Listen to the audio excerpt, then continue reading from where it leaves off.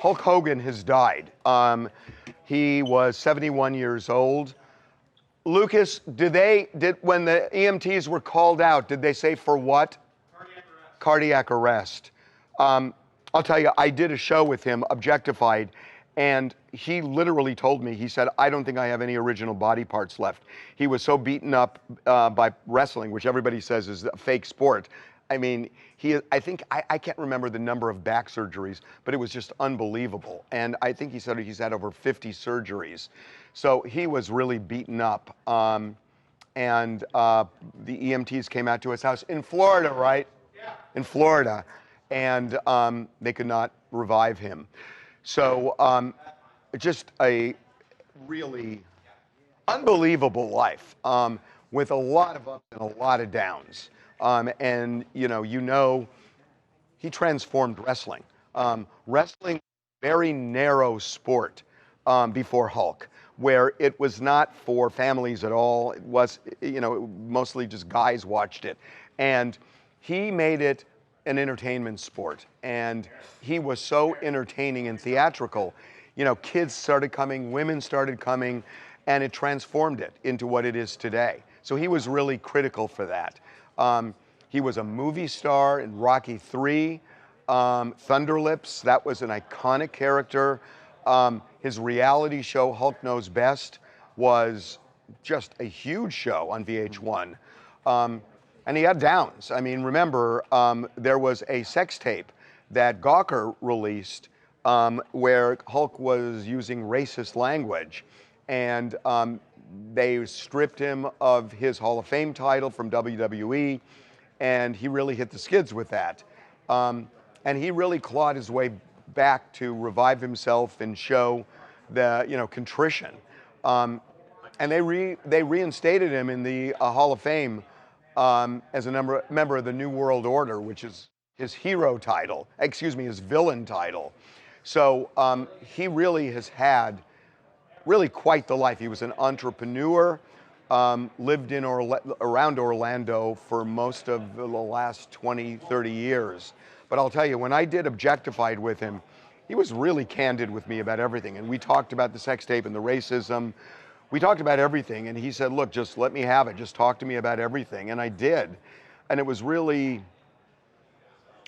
it was a memorable moment for me, really having been able to sit down with him. We're going to put that up on the website shortly in our post.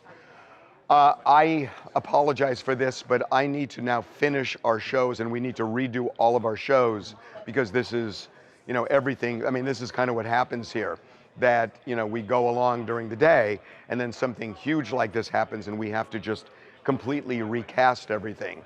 So, Jackson, anything real quick, and then I've got to go. Way too fast for me to read. There's almost 10,000 people in chat, and it's just going like that. So everyone's saying rest in peace. There's a lot of rips. Yeah, in no, chat. I'll tell you, he was a force. And God, I mean, I used to call him, and I mean, I just loved hearing, hey, brother. And I mean, he did this he did that to everybody, but I just loved hearing that from him. And he was really authentic. He had his ups and downs with marriages, but he was, and ultimately became very religious, especially around the time I did Objectified. He was like shockingly religious for me. I had no idea it was that deep, but it was. Reagan, I know you hate going on camera, but you know so much about wrestling and him, and you were with me when we did Objectified. Can I, yeah. Yeah. Can I remember when we did the Objectified with Hulk, I remember we were in St. It was near Orlando. We were in, Fort, not Lauderdale. No, Fort Myers? Clearwater, actually. Clearwater. We were in Clearwater. I remember I got a call from Hulk the night before. We were all at the dinner, and he called me, and I see him calling, and I'm like, shit, is he canceling? And I like panicked, so I step out, I'm like, hey, Terry, how you doing? And he's like, hey, brother, just want to make sure that you're seeing this sunset right now. And I'm like, yeah, I'm seeing the sunset. He's like, life is good, brother. I'll see you tomorrow. And I was like, all right, thank God. But that's kind of who Terry was. I mean, I know Terry was rife with controversies, and he had, many missteps, which he's, part of the criticism against him is that he hasn't really taken accountability for him. Some say he has, some say he hasn't. But, anyone who I think knows Terry knows that he's a He was a good guy who meant well, who cared, and He was really open with us and yeah. objectified. And as far as box office, just wrestling standpoint goes, no one comes close. I mean, I know Hulk, and I mean, I know Stone Cold and Rock and Roman Reigns, and like some of those guys are, you know, at these absolutely astronomical levels. Hulk was the guy who broke this open, and we have not seen a box office draw like Hulk.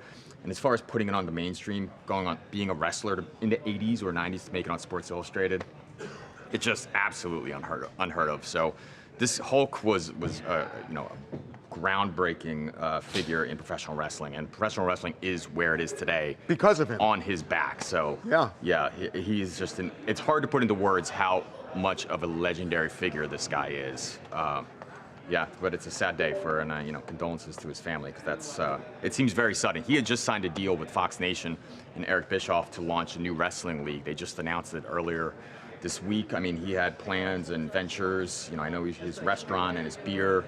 You know, he was very, very active. So he was an entrepreneur. He was a movie star. He was a TV star. He was a wrestling star. You don't get 4 hits like that in life, mostly. The suddenness of this death is really what's catching a lot of people just completely blindsided. I mean, that's what a heart attack is. Yeah. I mean, that's what a heart attack is, that you never know. You just never know. And that's part of life. I mean, it is just part of life.